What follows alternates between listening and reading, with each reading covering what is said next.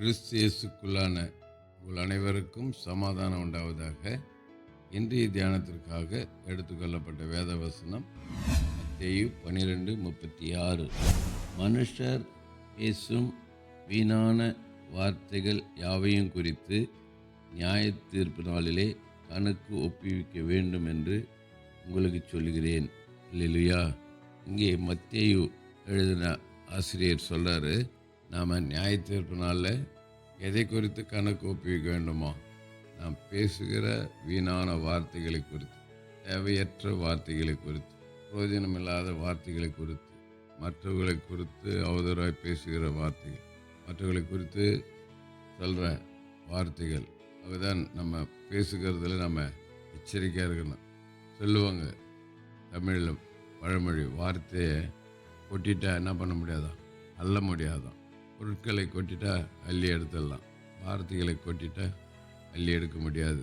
ஆகவே நம்ம பேசும்போது எச்சரிக்கையாக பேசணும். குறிப்பாக ரட்சிக்கப்பட்ட பிள்ளைகள், ஆண்டுடைய பிள்ளைகள் எச்சரிக்கையாக பேசணும். அதுதான் யாக்கோப்பு அழகாக சொல்கிறாரு, ஆகையால் என் பிரியமான சகோதரரே, யாவரும் கேட்கிறதற்கு தீவிரமாயும், பேசுகிறதற்கு பொறுமையாயும், கோபிக்கிறதற்கு தாமதமாயும் இருக்க கடவர்கள்.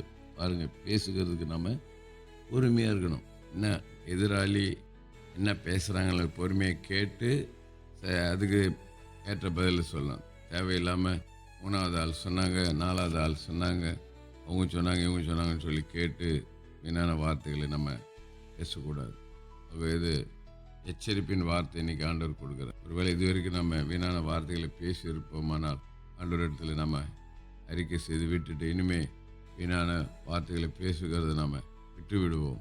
நன்மையான வார்த்தைகளை மாத்திரம் பேசுவோம். ஆக இந்த வார்த்தைகளால் நம்மை ஒரு நம்ம எச்சரிக்கைப்படுகிறோம். இந்த வார்த்தை தான் நம்மளை நியாயத்து இருக்க போகுது. எனவே பேசுகிற வார்த்தை எச்சரிக்கையாக இருக்கபடியாய் ஆவியானவர் இன்னைக்கு உணர்த்துறாரு, ஆவியானவர் பேசுகிறார்.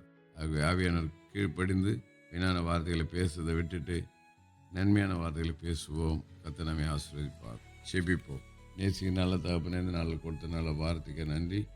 வீணான வார்த்தைகளை கொடுத்து நாங்கள் பேசும் வீணான வார்த்தைகளை குறித்து கணக்கு ஒப்புவிக்க வேணும்னு சொல்லி மத்தேயு எச்சரிக்கிறாரப்பா.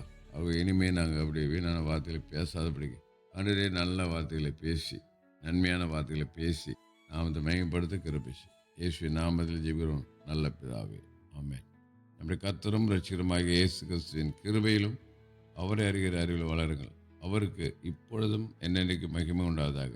கர்த்தராகிய இயேசு கிறிஸ்துவின் கிருபை உங்கள் அனைவரோடு கூட இருப்பதாக. ஆமென், ஆமென், ஆமென்.